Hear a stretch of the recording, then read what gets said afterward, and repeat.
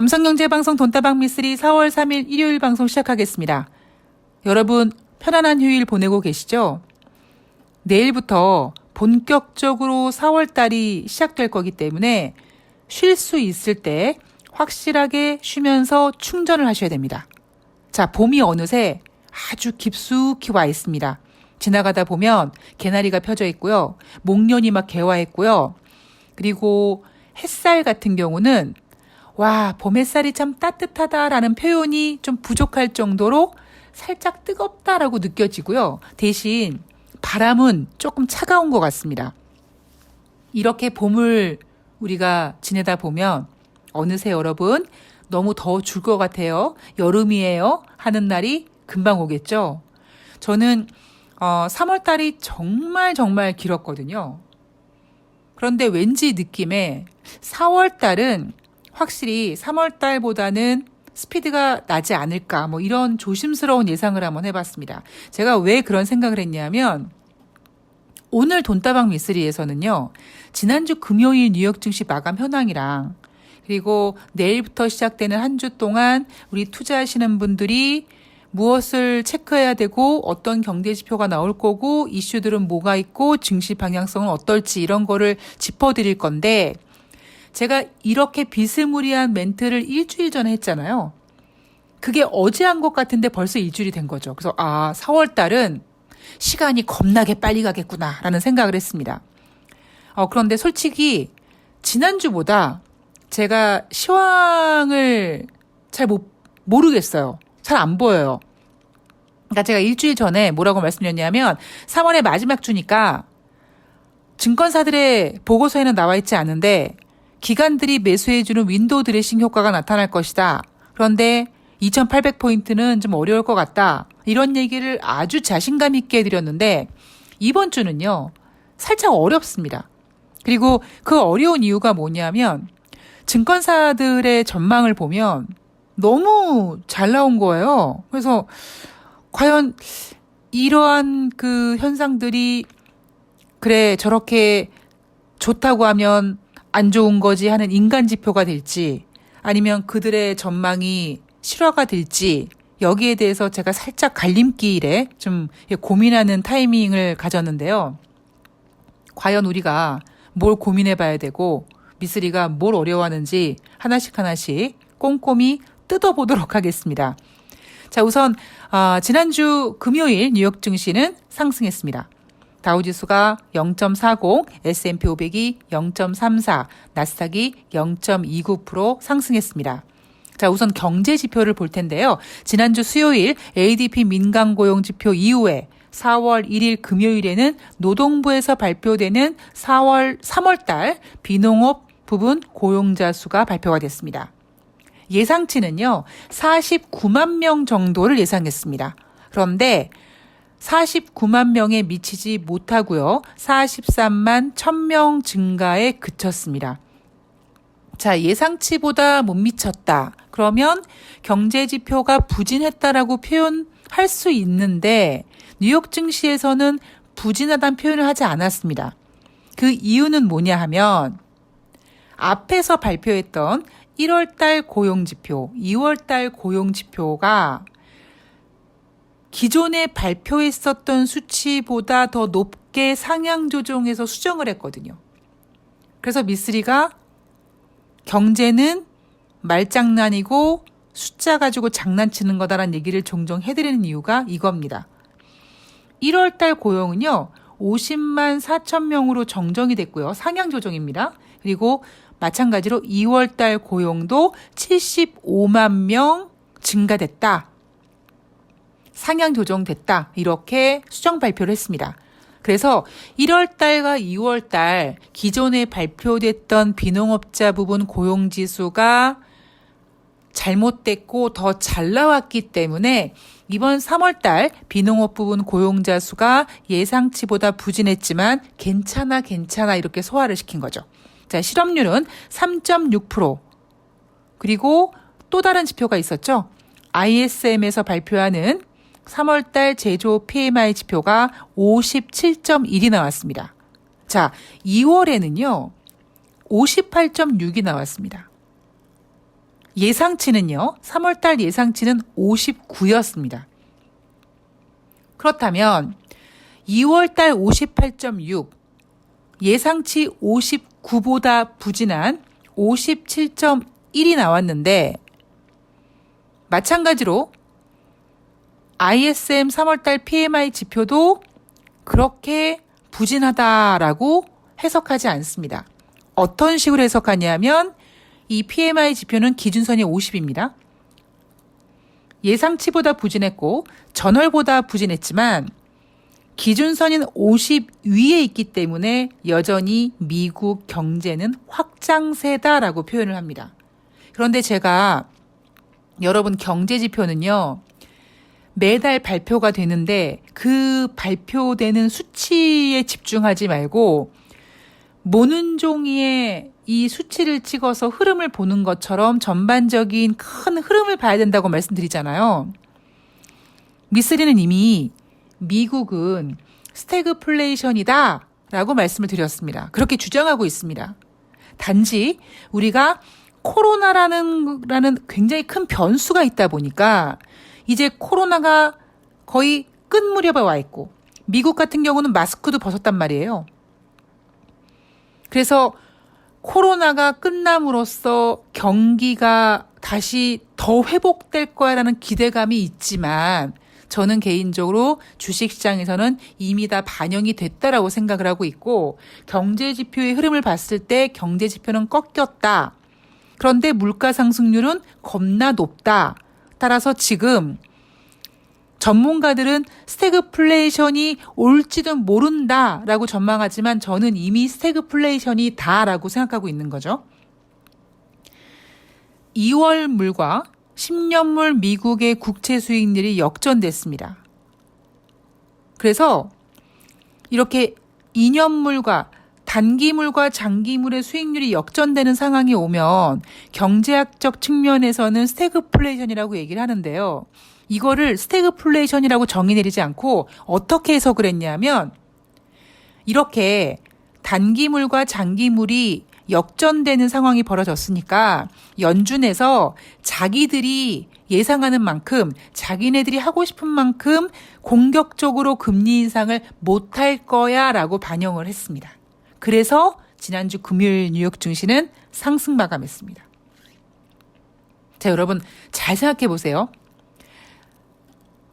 지금 제가 전해드리는 뉴욕 증시의 마감 현황을 다 잊어버리고 여러분들이 단순히 수치만 놓고 봤을 때 여러분들이 만약에 뉴욕 증시 마감 현황을 기록하는 기자 혹은 전문가라고 한번 생각해 보세요. 제가 만약에 4월 1일 뉴욕 증시 마감 현황을 쓴다면 이렇게 쓸 수 있는 거죠. 3월달 비농업 부문 고용자 지수 예상치 49만 명에 미치지 못한 43만 1000명에 그쳤다. 고용이 꺾였다. 자, 그리고 ISM 3월달 제조 PMI 지표도 2월치보다 예상치보다 부진했다. 따라서 4월 1일 발표된 미국의 경제 지표는 대체로 부진했다. 이렇게 쓸 수 있습니다. 거기에다가 2년물과 10년물 국채 수익률이 역전됐으니까 이렇게 국채 수익률이 역전됐으니 시장에서는 스태그플레이션을 우려할 수 있다. 이렇게도 쓸 수 있지 않을까요? 똑같은 수치를 두고 지금 미쓰리가 말씀드린 내용과 4월 1일 뉴욕 증시 마감 현황에서 보여준 그 증시의 어떤 색깔은 완전히 다릅니다.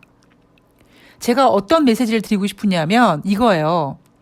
4월 1일 뉴욕 증시는 그냥 좋게 보이고 싶었답니다.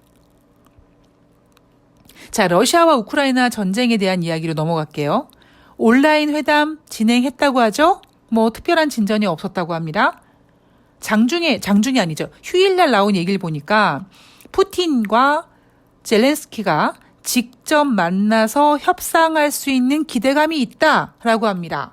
자, 문제는 뭐예요? 여전히 전쟁은 진행 중입니다. 제가 말씀드렸죠. 러시아와 우크라이나는 이미 극단적인 대립에 가 있고 얘네들이 대통령들끼리 만나서 서로 악수하면서 어우 미안해. 내가 공격해서 미안해. 우리 개겨서 미안해. 우리 이제 악수하고 이제 전쟁하지 말자. 이럴 수가 없는 상황입니다. 그렇게 쉽게 끝날 수 있는, 그렇게 쉽게 평화협상이 될 수 있었다면 이렇게까지 무력전쟁이 일어나지도 않았겠죠. 오히려 저는 푸틴과 젤렌스키가 직접 만나서 협상할 수 있을 거라는 기대감이 커지면 커질수록 전쟁, 미사일 쏘고, 여기저기서 민간인이 죽고, 포탄이 날아다니고, 이런 무력은 더 가속화될 거라고 생각하고 있습니다. 왜냐하면 그렇게 가속화되고 더, 심해져야지만 극단적으로 가서 대통령끼리 만날 수 있는 판이 만들어지거든요. 그런 명분이 만들어지거든요. 그냥 국경에서 지네들끼리 멀리서 이렇게 막 포탄 쏘고 이러면 굳이 그런 전쟁에는 대통령들이 나설 필요가 없는 거잖아요. 그래서 아마 당분간 어디 지역에 민간인이 죽었고 이렇게 굉장히 전쟁이 격해졌고 이런 얘기가 나올 가능성이 있습니다. 그리고 이러한 이야기가 나오는 거는 푸틴과 젤렌스키의 정상회담을 더 기대감으로 만드는 게 아니라 더 그냥 가시화하게끔 만드는 묘수인 거죠. 굉장히 큰 묘수라고 생각을 합니다. 얘네들이 아마 글쎄요. 전쟁을 하면요. 전쟁이 다 끝난 다음에 왜 이런 생각들을 하지 않겠습니까? 과연 나는 뭐 때문에 전쟁했을까? 그게 전쟁이 주는 그 허무감이라고 저는 생각을 하거든요. 처음에는 어떤 명분을 가지고 욱하는 마음에 솔직히 욱하는 표현은 너무 감정적이지만 어쨌든 무조건 저 나라를 쳐야겠어. 저 조직을 쳐야겠어. 그런 명분을 만들고 계획을 세워서 막 공격하고 막 싸우고 막 그러는데 나중에 지네들끼리 막 분탕질하고 싸운 다음에 야, 과연 우린 뭐 때문에 싸웠니? 이런 그 허무감을 주는 게 전 전쟁이라고 생각을 하거든요. 아마 그러한 모습은 러시아와 우크라이나에서도 아마 나타나지 않을까 싶습니다. 자, 러시아와 우크라이나 전쟁은요, 조금 더 지켜보도록 하겠습니다. 저는 지금 러시아와 우크라이나 전쟁이 중요하지 않아요. 러시아 디폴트가 더 걱정이고 중국의 경제 성장률이 걱정입니다. 자, 다가오는 4월 4일부터 4월 8일까지 자, 우리는 무엇을 체크해야 되는지 보도록 하겠습니다. 우선 지난주 금요일 코스피는 17포인트 하락해서 2,739포인트로 마감을 했습니다. 자, 기관들이 31일까지 열심히 사주다가 그냥 완전히 4월 1일 날 얼굴 바꿔가지고 겁나게 팔아제꼈습니다. 이번 주가 다가오는 한 주 동안 4월 4일부터 4월 8일까지 증권사들이 예상하고 있는 코스피 예상 밴드가요. 2,700에서 2,820입니다. 제가 3월달 한 2, 3주 동안 다가올 한 주 동안의 증시 전망을 말씀드리면서 대부분 증권사들의 코스피 상단이 2,800이었습니다. 그래서 제가 2,800 못 갈 것이다 이런 얘기를 계속 해드렸는데 다가오는 한 주 동안에는요. 오히려 기존에 발표했었던 코스피 상단 2,800보다 20포인트를 올렸습니다. 20포인트를 상향 조정했습니다. 아니 지네들이 몇 주 동안 2,800포인트 한 번도 가지도 못하는데 이번엔 또 20포인트를 또 상향 조정했습니다. 과연 뭔 근자감인지 어떤 근자감으로 2,820까지 주장할 수 있는지 보면은요. 경제 지표가 잘 나올 것이다. 그리고 코로나19 유행 정점이 지났을 가능성이 있다. 새로운 거리두기 조정으로 인해서 리오프닝에 대한 기대가 반영될 것이다. 라는 거죠. 아마 오늘부터인가요? 이 자영업자분들 밤 12시까지 영업할 수 있고, 거리두기 조정이 되었는데요. 그래서, 물론 저도 아직까지 이 리오프닝의 그 기대감이 100% 충족이 아직 안 된 종목들은 개별적으로 올라갈 수 있을 거라고 봅니다. 그런데, 저는 이미 주식시장에서 코로나19가 정점이 지났고, 그리고 이제 미국처럼 되어 갈 거라는 것이 이미 반영이 됐다고 생각을 합니다. 우리나라 주식시장은요, 미국 주식시장을 보는 것처럼 우리나라의 모든 그 전반적인 상황은 미국을 보잖아요. 미국은 한때 150만 명씩 하루에 나왔단 말이에요. 우리보다 예방률도, 그러니까 그 예방주사, 백신 접종률도 낮고, 그럼에도 불구하고 갑자기 150만을 딱 찍더니 막 꺾여가지고 지금은 정말 완전히 미국은 정상으로 돌아갔다고 해도 과언이 아니죠. 우리나라도 마찬가지입니다. 제가 토요일 날 강아지 데리고 이렇게 뭐라 그럴까요? 술집 같은 것도 많고, 예, 그런 역 주변에 이렇게 지나가 보니까요. 낮인데, 물론 이제 날씨도 따뜻해지고 그랬으니까 그러겠죠? 사람이 엄청나게 많았습니다. 진짜 마스크만 안 썼지, 예전과 똑같다고 생각이 들 정도로 우리나라도 이제 많이 코로나19의 정점을 찍고 이제 끝나간다라는 인식이 되어 있고, 저는 그런 인식은 이미 주식시장에 반영이 됐다고 생각을 합니다.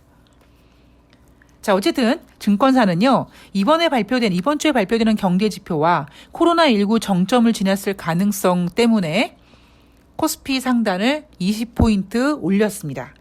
자, 이번 주에요, 4월 4일, 4월 5일 이틀 동안 중국 증시는 열리지 않습니다.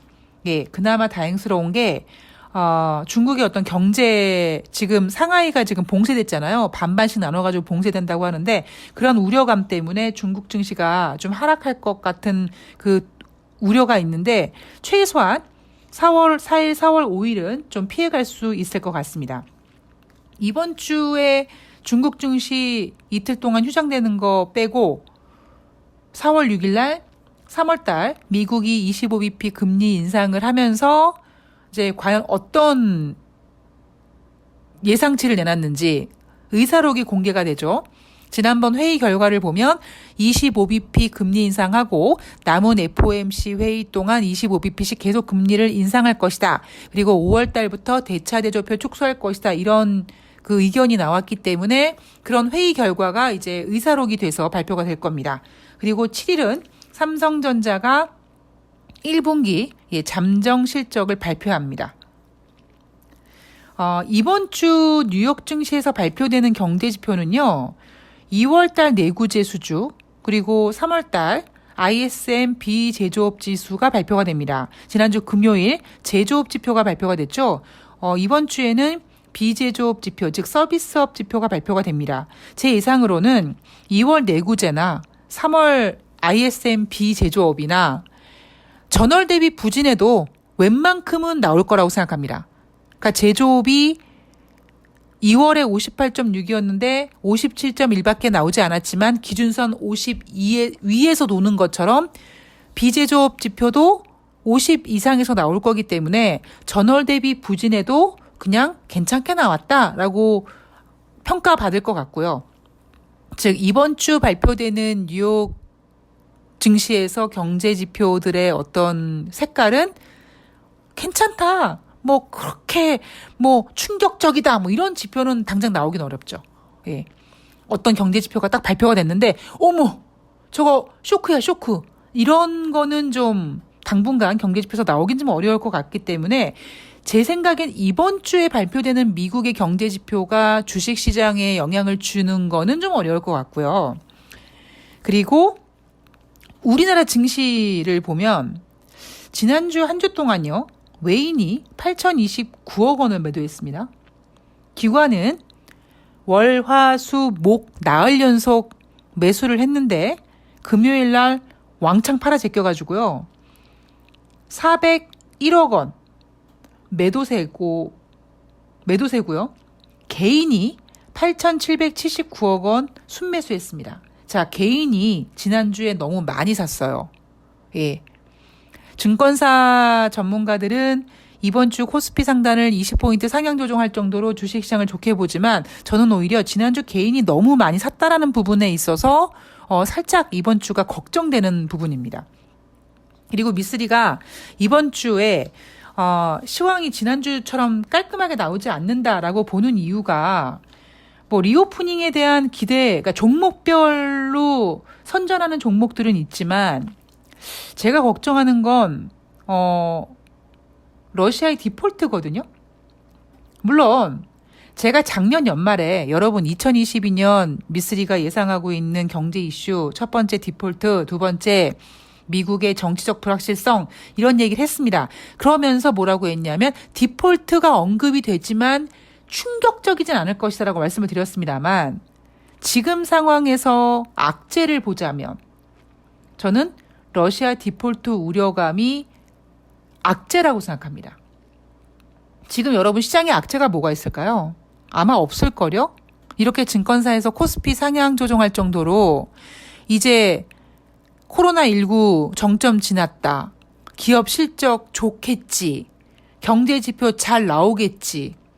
뭐 이런 기대감 때문에 자칫 잘못하면 다가오는 한 주 동안 악재가 없어 보여요. 게다가 러시아와 우크라이나 간 지금 대통령끼리 정상회담에 대한 기대감도 있다 보니까 악재가 없어 보입니다. 이렇게 악재가 없어 보일 때는 악재가 없는 게 아니라 악재가 보이지 않는 거죠. 착시 현상이 나타나는 거죠. 자, 4월 4일 당장 내일 만기가 돌아오는 러시아의 달러와 국채에 대해서 러시아가 우리가 이거 루블화로 환매할게 하고 제안을 했습니다. 지난번에 28일도 이자 지급 날인데 이자 지급 완료했다고 하죠. 1억 200만 달러 이자 지급 완료했다고 합니다. 그리고 지난번 16일, 23일 열심히 잘 갚고 있어요. 루블화로 갚지 않고 달러로 갚았다고 하죠. 어떻게 달러로 갚았을까? 그래, 러시아가 스위스 은행을 열었어. 이런 얘기 해드렸습니다. 자, 그런데 4월 4일 날 러시아가 갚아야 될 국채가요. 금액이 약 2조 4,194억 원이라고 합니다. 이 규모의 달러와 국채에 대해서 러시아 중앙은행이 공식적으로 우리 이거 루블 환율로 액면가 그냥 100%로 살게라고 했습니다. 자, 그러니까 시장에서 이렇게 해석하는 거예요. 쟤네 어쨌든 루블화로 막 이렇게 결제하거나 낸다 그럼 루블화로 결제하는 거는 저거 디폴트 되는 건데 이렇게 지금 정의를 내린 상태이기 때문에 이렇게 러시아의 달러와 국채에 대한 루블화 환매 제한에 대해서 아이고 러시아 디폴트 되겠구만 이렇게 생각하고 있거든요. 그러니까 이 부분에 있어서 뭐라고 얘기하냐면 아니다 이거 아직 최종 결정 난 게 아니라 그냥 공개 제안 해본 거야 라고 했습니다. 그러니까 제안을 했기 때문에 받아들이면 땡큐고 아니면 말고 이런 거죠. 그러니까 간을 본 거죠. 그런데 여러분 이 기사가 언제 나왔냐면 3월 29일 날 나온 기사입니다. 그러니까 4월 4일 날 달러와 국채 이자 지급일을 두고 러시아에서 열심히 그동안 돈을 냈는데 4월 4일 날 내야 되는 2조 4,194억 원에 대해선 살짝 좀 부담이 있었던 게 아닌가. 그래서 그 기간 동안 열심히 어떻게 스위스 은행에 계좌를 하나 더 열든 열심히 한번 짱구를 굴렸겠죠. 어떻게 갚아볼까. 그런데 혹시 모르니까 혹시 납입을 못할 수 있으니까 그 비상대책으로 루블화 환매 제한을 한번 툭 던져본 거죠. 자, 이것도 4월 4일이 돼야 되겠습니다만 4월 4일 날 내야 되는 달러와 국채 이자는요. 금액이 그동안 지급했던 금액보다 제일 많습니다. 예, 굉장히 금액이 커요. 아마 러시아가 금액에 대한 부담이 있어서 루블화 환매 제한을 한 게 아닌가 싶을 정도로 금액이 큽니다. 자, 우리 이거 지켜봐야 돼요, 여러분. 이 기사가, 이 내용이 29일 날 나온 겁니다. 자, 그리고 또 하나. 제가 헷갈리는 부분이 뭐냐면 2022년 이제 2분기가 시작이 됐잖아요. 증권사들이 작년 연말에 2022년 코스피 예상 밴드를 발표를 했는데 1분기가 끝나고 증권사들이 자기네들이 예상했던 코스피 예상치를 주례장창 하향 조정하고 있습니다. 대신증권 같은 경우는 2,610에서 3,330이었던 코스피 예상 밴드를 2,500에서 3,180으로 하향 조정했고요. 유안타 증권 같은 경우에는 기존의 2,750에서 3,350이었던 코스피 밴드를 2,550에서 3,150. 그 교보증권도 2,850에서 3,450이었다가 2,350에서 3,050. 그리고 KB증권은 상단을 3,600 정신 나갔죠. 예, 3,600까지 잡았다가 이번에 3,250포인트로 크게 하향 조정합니다. 얘네들이 이렇게 코스피 밴드를 하향 조정하면서 왜 니네 이렇게 자신 있게 질르더니 왜 하향 조정했어? 그러니까 연준의 금리 인상이 생각보다 빠르네. 그리고 우리가 예상하려고 했을 그 당시에는 러시아와 우크라이나 변수가 없었거든. 그래서 우리는 이러한 변화를 체크해서 하향 조정하고 있어 라고 변명을 하고 있습니다. 자, 여러분. 증권사들이 코스피 예상 밴드를 하향 조정해도요. 하향 조정한 수치가 코스피 상단이 3,180, 3,150, 3,050, 3,250입니다. 지금 우리 2,739포인트잖아요. 3,000포인트가 너무나 두껍다니까요, 여러분. 이게 3,000포인트 뚫기가 어려워요. 3,000포인트를 뚫기 위한 가장 큰 조건이 뭐냐면 달러가 겁나 싸져야 돼요. 그래서 외국인들이 우리나라 주식을 막 사줘야 돼요. 근데 여기에는 또 하나 리스크가 있습니다. 자, 우리나라 윤석열 당선자가 지금 이 보여주는 안보에 대한 위기, 이런 것들, 여러 정책이나 이런 것들이 우리나라 언론은 그러한 당선자를 물고 빨고 막 외람되고 막 난리 부르스치지만 외신들은요, 외국에서는 굉장히 염려스럽게 보고 있잖아요.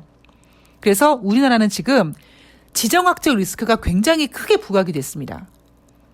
그래서 저는 증권사가 3,180, 3,150 이렇게 외치고 있지만 우리나라 지정학적 리스크 부각돼서 외국인들이 매수해주기 쉽지 않습니다. 외국인들이 봤을 때 우리나라는 여전히 이란과 이라크 같은 나라예요. 휴전국이란 말이에요. 휴전국. 종전이 아니라 휴전국이란 말이에요. 그 휴전국인 상대방은 지금 미사일 실험하고 핵실험하고 있다고 하니까 지금 한반도 지정학적 리스크가 굉장히 커지고 있기 때문에 외국인들이 우리나라 주식시장을 막 사주기에는 리스크가 큽니다. 자, 왜 미쓰리가 다가오는 한 주 동안 시황이 좀 어려운지 여러분들이 조금 이해가 되셨습니까?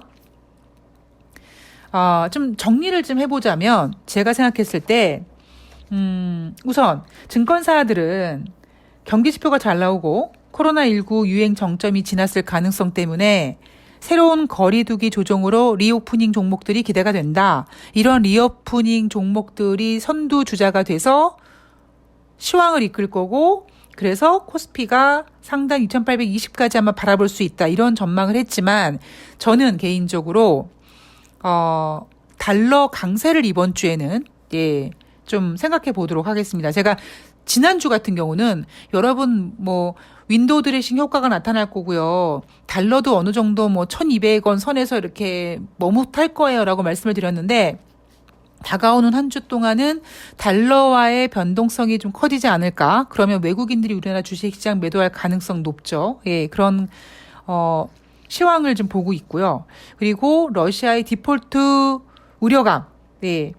물론 우리가 알고 있는 악재는 더 이상 악재가 아니기 때문에 설령 러시아가 루블화로 환매를 했을 때 루블화로 환매하는 건 디폴트야 라고 디폴트라고 정의 내린다 해도 주식시장에서는 어느 정도 이미 알고 있는 악재는 악재가 아니기 때문에 그렇게 엄청난 충격은 아닐 겁니다.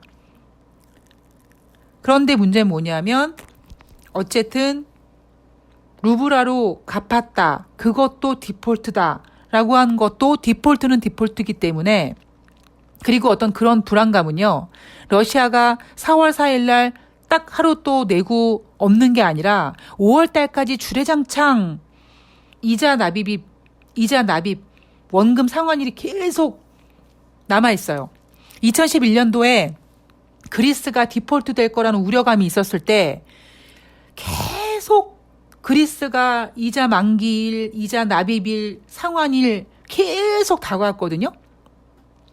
우리가 참 살면서 돈이 없을 때 왜 그렇게 월세일은 빨리 오고 카드 결제일은 빨리 오는지, 그죠?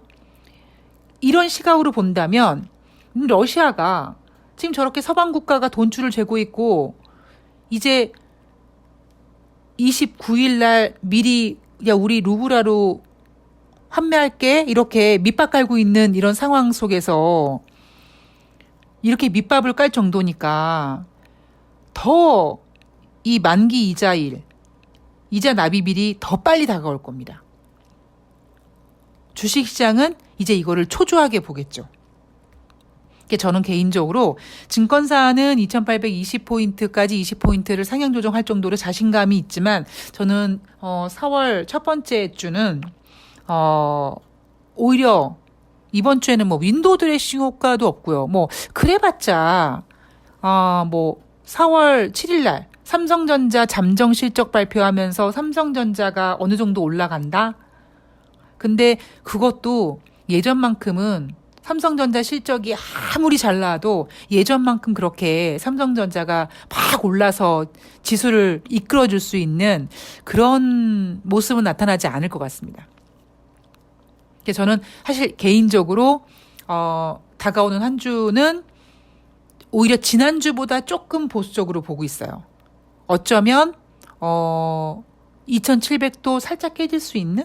제가 지난주엔 이런 말씀 안 드렸잖아요. 그냥 기간에 윈도우 드레싱 얘기 나오고 달러가 1200선에서 안착 이런 얘기만 드렸잖아요. 그런데 이번 주는 오히려 다가오는 한 주 동안은 2700포인트도 깨질 수 있는 그런 모습이 나타나지 않을까 그런 생각도 조심스럽게 해봅니다. 자, 저는 올해 주식시장을 어떻게 보냐는 여러분의 질문에 제가 이미 저는 정답을 드린 것 같은데 이거예요. 주린이들이 막 발을 담그고 주식시장에서 돈 좀 벌었다, 돈맛 좀 봤다, 동학개미 운동 이런 얘기가 나왔던 2, 3년 전 같은 주식시장은 올해 기대하면 안 된다라고 말씀을 드렸죠. 대신 종목별로 지금 세력주라고 얘기하긴 그렇지만 어쨌든 선수들이 지금 관리하는 종목들은 열심히 움직이고 있습니다.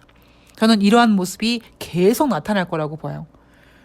코스피 시장이 막 1% 이상 급락하고 그래도 올라가는 녀석들은 올라갈 정도로 올해는 그런 주식시장이 펼쳐지지 않을까 싶습니다. 제가 2019년도에도 이런 얘기 했어요.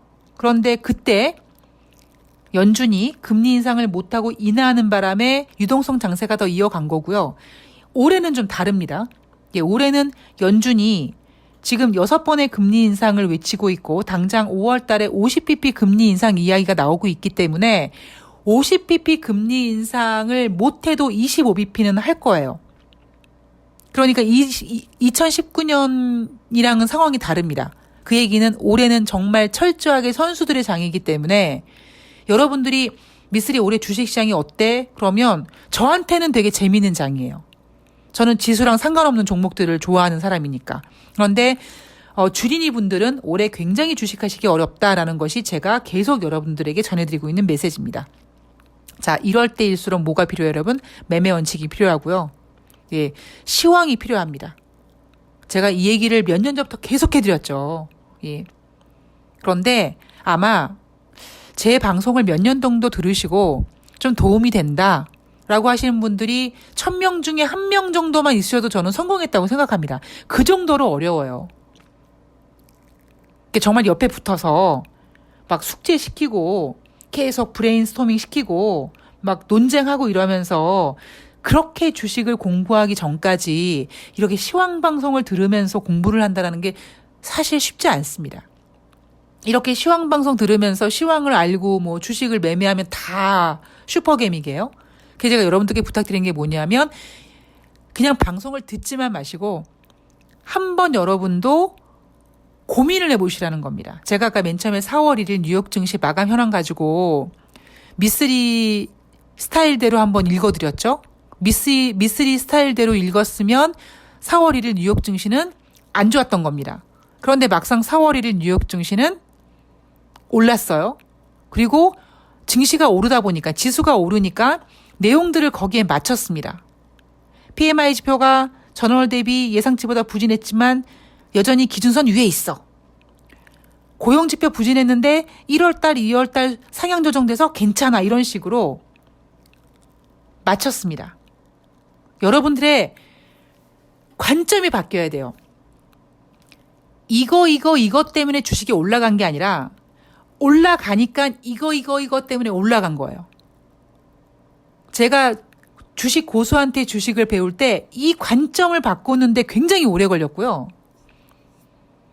이 관점이 딱 바뀌면요. 여러분들이 주식 보는 완전히 시각이 바뀌실 겁니다. 저는 지금 여러분과 그 시도를 하고 있는 거예요. 자, 남은 휴일 잘 보내시고요. 저는 또 다음 방송에서 뵙도록 하겠습니다. 건강하고 아름다운 하루 되세요. 고맙습니다.